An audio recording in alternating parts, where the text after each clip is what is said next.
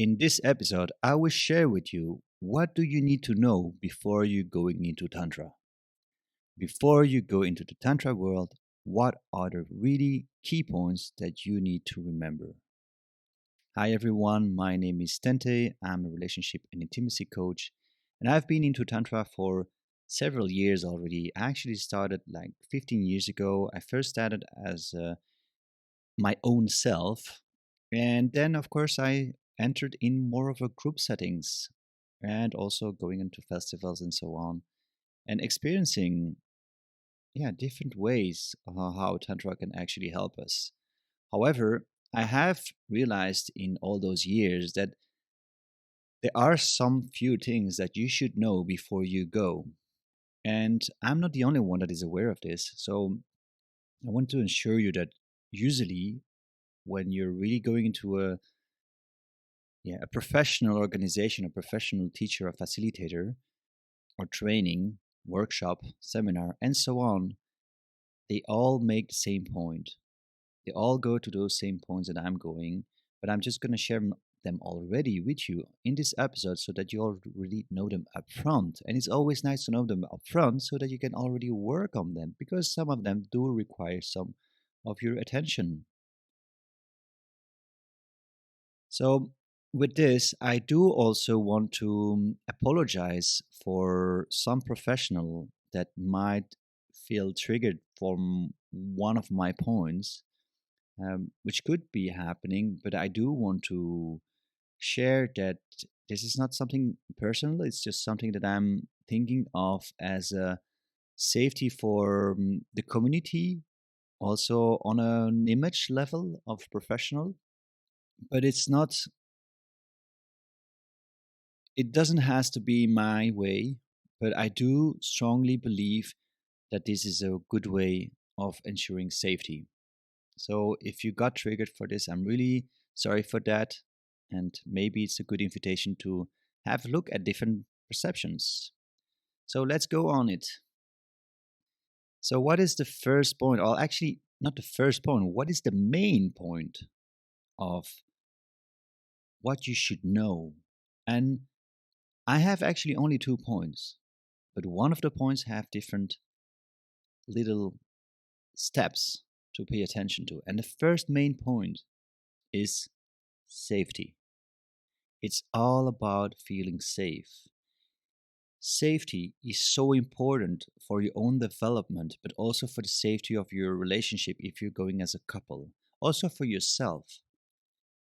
Without safety, you would not be able to tap into those experiences and even less being able to really develop yourself as a human being on a spiritual level, on an emotional level, and even on a sexual level. Safety is the key. Without safety, you should step nowhere.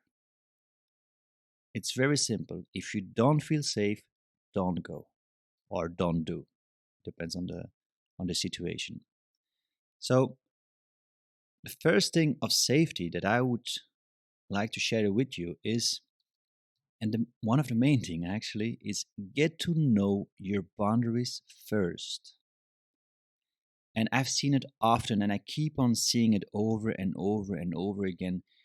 People going into Tantra without having any awareness of their own boundaries. And it's really like a risk management. It's like if you don't know any of your boundaries, well, the risk of ending in a bad situation, I don't want to say the word bad, but in an uncomfortable situation, well, it's just increasing. So it's really about risk management. The more awareness you have about your boundaries, the safer you will be. And this is still the world, no matter where you are, if you're in the Tantra or if you're outside in the city, there's always a risk. And at some point, we always can get hurt. And it's okay to get hurt. However, it's our duty and our responsibility to try to minimize the risk. Why would we want to hurt ourselves consciously? It's already going to happen anyway during our lifetime. But wouldn't it be nice if we can reduce this to I don't know, 90% safety. And the 10% is, yeah, aleatory. And sometimes we get hurt, and that's so be it. Let's get over it. Just learn from it, right? There's always some lessons to get from pain. So I would not say we have to delete the pain or the hurt or even the fears. Just part of the game. But the game is also about growing. You grow. And becoming aware of your boundaries is part of this growing process. So, why should we not start there first? Because once you know your boundary, it means you have a certain level of knowing yourself. You have, for example, physical boundaries. So, if you know your physical boundaries, it means you already have checked in with your body. You start knowing your body. You see, it is all beneficial. So the physical boundaries are very, very, very important. And or I would say they are the first layer that people usually understand. Like, you don't touch my genitals on the street, so we're quite of used to that. You don't touch my genitals, you don't touch my boobs if you're a woman, you just don't touch them unless I give you consent. So this is very common, the physical boundary. It's usually, yeah, people are sort of aware of it, even though not everyone is. Because even on the physical level, your genitals might react one way or the other. And you might be thinking that it feels good. So you allow someone to go into touching, but actually it's not. But you're not enough aware of your body, of your body reaction, and you allow it. So yes, there is consent, but you were not aware enough about your own boundaries and how your body is actually communicating towards you. So I'm not going to go into details about this, but it is important to, even though you think or you might believe that you know your physical boundaries, there is still a lot to learn. So get first to know this. On the other one, you have the emotional boundaries. This is this is another one which is this is not only about your physical boundaries, it's also about your emotional boundaries. What can be emotionally too much for you? What is emotionally damaging or hurting you? Where is it? What is okay and what is not okay? Shall I go into a conversation with someone where I actually don't want to be? That person is not physically touching you, but there is an emotional interaction because you're in a conversation and emotions are there if there is a certain topic. Do you want to be there or do you want to go?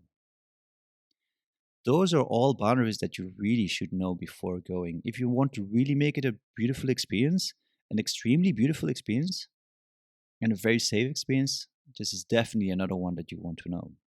And if you're in a couple, emotional boundaries are a must.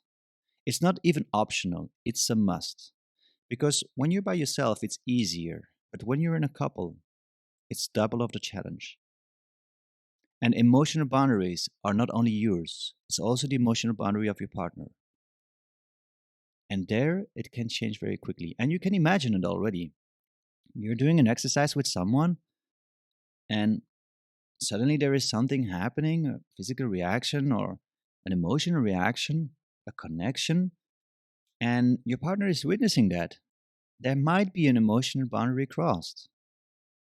And whatever happens after, you know what happens. Then pain comes, and then suffer if you don't solve it. So, yeah, be careful on this one if you're going as a couple. Emotional boundaries, taking care of each other, physically and emotionally. And here is another one. And this one is the one that I mainly use. So I use them all, of course, but the one that gives me the most information of everything, which is so it becomes so easy for me to really make decisions, is the energetical boundary. And you could sound like, what is he saying? What is he saying about energy boundary? Well, yeah, there is an energy boundary. There is a everyone has a different type of frequency and a different type of energy. And you might not be aware of it, but what energy fits me doesn't mean it fits you. So it means that if it doesn't fit you, but you're anyway exchanging something with that energy, you're crossing your own boundary because it doesn't fit you. But you're still doing it just because you see me doing it. Or you believe, oh, because he is doing it, it means it's good for me. And this happens a lot with facilitators and teachers because we see them with a certain type of energy or a certain type of person. We believe, oh, it's safe with that person. No, it doesn't mean anything of that. Maybe it's just not a fit for you. Maybe just, yeah, there is no match. It means it's a no. It's very simple.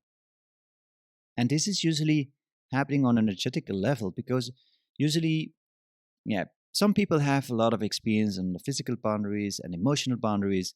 And once you see that, you're like, yeah, this is already really good. And it is indeed very safe already. I can definitely assure you that it's, if you compare it to your normal life, you're on another level of safety. Even though I'm pushing and pointing out situation where you could feel like, oh, this is actually not so safe, but actually it is really safe. If you really compare it with the normal life, or if you go to a pub, I mean, you cannot compare. You just cannot compare. In the disco, there's not even physical boundaries respect. And in this tantra world, you will be challenged, but we also try to improve ourselves. So we're trying to go on to higher levels of awareness. So even though everything that I will be sharing sounds a bit like, oh my God, this is like really scary. No, it is not. It doesn't has to be. That's why I'm giving you all those um upfront tips so that you're aware. But this energetical one is extremely important. And what I'm inviting here is that you become curious about it. You're like, what is this guy saying? Well, maybe I should just have a look and see what is happening there. Just have a look. Just be curious and feel what type of energy is actually good for you. And here is the next point actually is learn to identify which type of energy you want to exchange with. It's directly connected to your boundaries. So you really have to be able to identify the energy, the frequency of that person, the vibration of that person. Does it fit you or does it not? And if it's a not, then don't try to force it because there is no flow of energy. There is not a really nice exchange. And it doesn't mean that person is a bad person, or it doesn't mean you're a bad person, or that she's wrong, or that he's wrong, or it doesn't has anything to do with that. That person can be a wonderful person, can be so respectful with your physical boundaries, with your emotional boundaries, can be a very wise person, can be having a heart so open that it could fit the entire world inside. But it might not be your type of energy. And this is something you want to pay attention to. There's nothing to complain about if a person is or not. It's just about matching. And when you identify that and you know how to start matching, you will see how your experience gonna just change as a beautiful magical flow. So another one is if you are in a couple, make sure to first know how to communicate before starting to experience. One of the main, well, couples do have quite a lot of challenges in in this setup of a tantric setup, workshops, seminars, festivals, and so on. There is an extra challenge, but it is also an extra benefit, which is the beautiful connection you can have with your partner. It's definitely worth it. It's definitely worth the challenge. The main thing I would suggest you before going is, or before even starting any experience, so you could go definitely to already making your first step into Tantra, but just be aware that if your communication is not yet there, you know that you cannot go to high experiences or high demanding experiences. Because depending on the experience you will want to do, let's say an exercise, if you have a soft exercise, well, the level of communication is less demanding because there is a less tension. There is less tension in order to cross any boundary, physical and emotional, energetical. So it's easier to manage. But if you go really into high intensities exercises, the communication part will be very demanding. So you will be way more specific. So, for example, you have to go into more details. Hey, what is if this and this happens? How does it feel for you? You have to be very sharp in your communication. And when something is really soft, then it's easier. I will give you an example, and I will be explicit here. So, yeah, I'm sorry for if this can make you feel uncomfortable. I will be explicit. So if you have a soft exercise where it's like just a gentle touch, you're just giving a hand and someone is just start caressing it. And yeah, then of course you have your partner there. Your partner is there and she's doing the same. So for some people, this might already be too much. And the communication is very simple. It's like, hey, how was it for you to see me being touched by another man in my hand? And you can say, well, it was already challenging because I'm a very jealous person, and so on and so on and so on. So you say, yeah, I mean, I was okay if he touched you with your hand, but if he goes too high towards your shoulder, it's already too much. I mean, the hand I can handle and the forearm I can handle, but when it goes into your shoulder or even close to your neck, it's too much for me. It's too intimate. You see, this is the type of detail you would do in a soft exercise. If you go into more intense exercise, which is, I would give you an idea of a certain embodiment on a sensual sexual practice. So we have our clothes on, there is no sexual interaction, but there is an embodiment. So you're trying to embody a certain type of energy. We usually speak about it about a dark or a light or a feminine or a masculine. I'm not going into that, but just think about something way more sensual and getting closer to sexual. So it's not about erotism neither, but it's really like an embodiment of, okay, let's be sensual with someone. Imagine you're gonna be, yeah, awakening sexual energy. So you might be, yeah, grabbing the neck, maybe pulling the hair a little bit, maybe starting entering into kissing, and maybe some rubbing and getting bodies really close and getting a certain connection, chest to chest, skin to skin. You see what type of interaction I'm meaning, right? So you see, this experience is already challenging in terms of communication because you have to pay attention to a lot of things like, hey, how was, wait, but he grabbed your hair. I didn't, oh, and you kissed him. It was too much. Or the neck, that was too, he wanted to dominate you and I didn't like it. Oh, and when he grabbed your ass, I was like, it's too much. You see, I mean, the ass, the neck, the energy, the intention, the actions that he's taking, if he's pulling on the hair, if it's too hard or it's too less, you see the amount of communication that is required for a high intensity exercise. So those are the things that you really want to be able to measure. It's like, what is your level of required communication towards in connected to the exercise? So before you do anything, just make sure that you have a good know-how about communication and how you're communicating. And if you see that your communication is not good enough, it's okay because you will learn it. You will learn it. So you don't even have to worry. But then you just have to be aware like, okay, our communication is not that good. So just let it be. And let's not go into high intensity or middle intensity. Let's keep it all really soft because our communication is not there yet. And once our communication is really better and has improved, then is where we can step up and level up, but not before. So the next one, guys, girls, yeah, this will be repeated many times: hygiene and protection.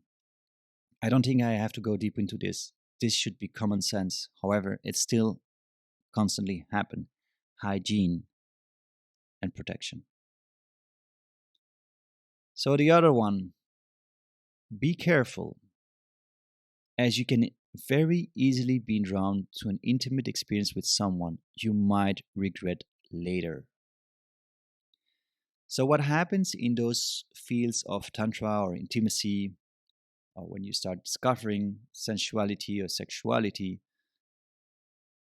is that it's very easy that when sexual energy is arising, that you feel like it's a yes, and you're like, yes, I do want it, and you're getting drawn by that, and you're going to an experience, and then maybe the day after, you're like, why did I do it? Why did I do that? And you sort of regret it. And then afterwards, you will take your lessons and you will learn from it and you will get more awareness, and next time it will not happen. However, you don't need to go there to learn a lesson to know that it was actually a no. So, here again, just be aware that whatever you might be feeling might actually not be indicating what you want. So, you could be horny, but it doesn't mean you have to go and do something with someone. And it doesn't have to be always on a sexual level. It can be on any other level. It can be on a sensual level. You can very easily be drawn to do things that you actually might regret. So it just play safe. I mean, there is no hurry. There's no expectation that you have to meet. Like, I have to experience this and this and this and this. Just go. And this is the other one. Keep your expectations low. Don't expect or don't go as a goal like, if I go there, I want to experience this and this and this and this. If you do this, you goal oriented, so you will try to achieve that goal no matter what. You will be focused on your goal, so you will cross your boundaries. Because your boundaries are the one that actually separates you from that goal. It's like, damn it, my emotional boundary is telling me to not do it. But I need to do it because I need to achieve my goal, so you will cross it.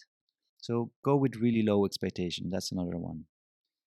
Another one is pay attention if you're projecting on others. And this is mainly more about your own responsibility of, okay, am I projecting? Because there might be some challenging situation, and this is not on a sensual or sexual level. It's just on your own triggers. Are you projecting on others? Is that trigger that somebody triggered you? Because that trigger is yours, and it always will be yours. But are you projecting on someone else? Are you blaming that person? Whatever story you're doing or making up in your head, are you projecting it on others? So pay attention to that. It's okay if you start doing it. This is the learning process. And actually, it's invited. But it's invited to be aware of it and not to initiate a discussion, for example. So you can be like projecting on someone and then you realize, like, oh, I'm projecting. If you don't experience this, you will not know that you're projecting. So you actually sort of need the initiation of a projection in order to become aware of. So this is fine. Whatever you do afterwards, that projection is where it can become unhealthy and what is maybe not that strongly invited. When you really start entering, or you become angry at someone suddenly, you're just, pushing out words to that person and projecting and projecting. Of course, that's unhealthy. It's not helping you, it's not helping that other person. So just pay attention to that one. Do not automatically trust everyone's intentions. There is this idea that because it's Tantra, everything is safe and it's the perfect world. We're still in the real world and there are still real humans. And the same way you could be projecting, someone else can be projecting. The same way you could have not really managed your expectations, somebody else could not have done it. Or the same way you cannot maybe be aware of your boundaries, maybe they cannot. So don't trust everyone's intentions. There are also sometimes needs from people. Sometimes people are acting out of needs, neediness to be touched, neediness to be hugged, neediness to connect. There's all sorts of needs. It's a playground. It's a very safe playground if you compare to any other place in the world. It's the safest place you can find. I would bet on that one. But it's still a playground with humans. We are not gods. We are not perfect. It's still a place of humans, and humans have their needs, have their lack of awareness, and sometimes some come with different intentions. So don't just trust automatically everyone and blindly. So watch out if you fall into the trap of guru adoration. And here this one is really connected to the previous one, which is do not automatically trust everyone's intentions. Some beliefs of I'm a guru are actually intentionally based. So there is an intention from that person to seek for approval, to seek for anything that they want from you, or they want to feel above you because they want to be that guru. If you start adoring someone and you start putting someone into a throne, which is your responsibility, you might be paying attention to why are you doing it and what is the influence that person can have on you. Because if that guru has different intentions, or that fake guru, I like to call them fake gurus because actually there's no guru. In my view, sorry for those who feel hurt by this, but no one is above no one. And it's very simple. I've met a lot of very wise people, very awake, and even sort of enlightened, you could say, if you want to call it like this. But yeah, when someone feels above, or I'm so special that I'm the chosen one, but you are not the chosen one, but I am the chosen one because you are not the chosen one. That's why I know I'm chosen. It is a very tricky place to be. So I would definitely suggest you don't fall into that trap because there's where manipulations and influence can start happening, and you might be believing things you actually don't want to believe. Are those beliefs yours, or are those beliefs coming from that guru that you believe he is a guru or she is a guru? And because she or he is saying it, it means it's what it is. No, keep your own power. It's always about being empowered as you, who you are as a human being. And if you have less awareness than somebody else, it doesn't mean that you're less worth or your value is lower. It just means that you have less awareness on a certain subject. And the subject might be self development. That's it. Just keep it simple. Keep your feet on earth. Nobody is above you and nobody is more special than you. Everyone is special on his own way, and no guru, absolutely no guru, is more special or more chosen than you are.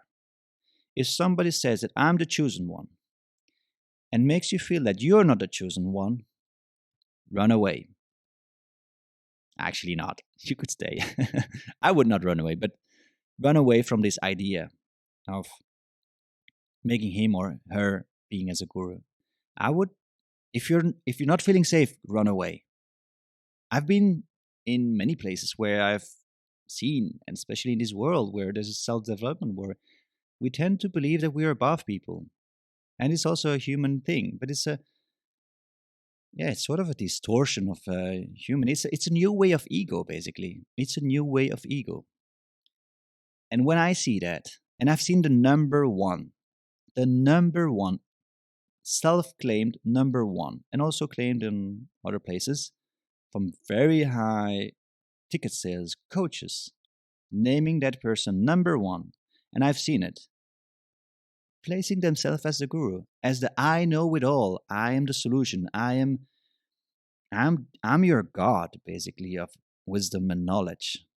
And I've been there and I gave me my chance. I was okay, she or he believes he's a guru. Fine for me. I'm aware enough to know where I am at.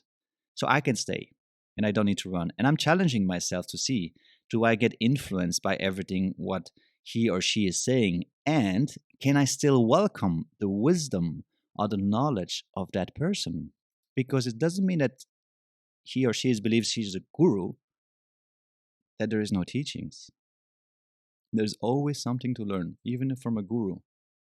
However, the way how you relate to that person is not out of adoration.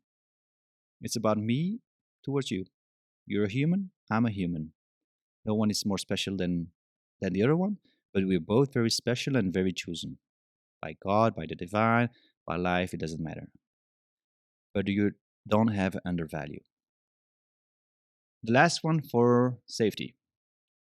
No facilitator, teacher, practitioner, doesn't matter what type, shall influence you in doing something which is ethically not correct towards yourself or others. It does not matter. And this is where actually the previous point is so important. If you don't fall into adoration, you will not allow anyone to do something that is not good for you. But if we fall into adoration, we will blindly believe that this person has good intentions and blindly believe that is all fine. But and maybe that person doesn't has bad intentions, but maybe that person is not aware of her intention, of about her needs, and they're projecting it on you, and they need you to feel the guru, to feel above you, or they are covering another type of need you don't know.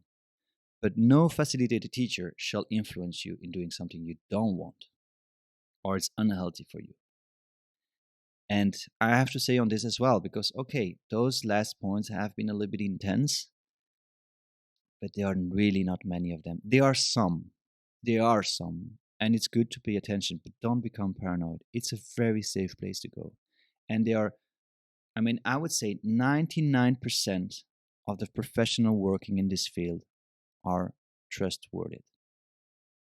And there is that 1% that has a lack of awareness. But that's how it goes. We're all humans. Even if you're a facilitator or you're a teacher, we're all humans. And sometimes we don't see our own shadows. And we need someone to point it out. So, yeah. You can also have compassion for this, but just be aware for yourself and ensure your own safety. And this is the second point. So, the first point was safety with all those little extra points in it. But the second one is be responsible for yourself. And with this one, it's the closing one. You have to be responsible for yourself. So don't expect the facilitator, the teacher, or anybody else to be responsible for your own safety. You're a man or you're a woman. Don't expect the other gender to take care of your own safety. You have to take care for your own safety. And this is a key one. I've seen it over and over and over again. People being crossed their boundaries and blaming the other person because they are hurt and making them responsible. And yes, of course, you can have your boundaries crossed intentionally by someone or because of a lack of words, and it had happened and it hurt you. But there's always a way you could have seen it coming.